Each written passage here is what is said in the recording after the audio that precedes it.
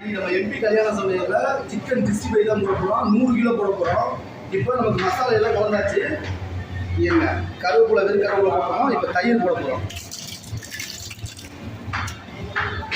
நல்லா ஒரு அரை மணி நேரத்துக்கு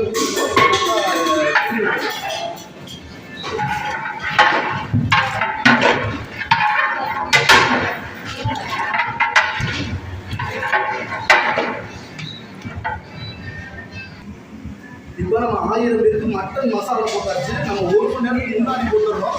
அப்போ தான் நம்ம மட்டன் நல்லா ஜூஸி இறங்கும். இப்போ மல்லித்தலை போட்டுடலாம்.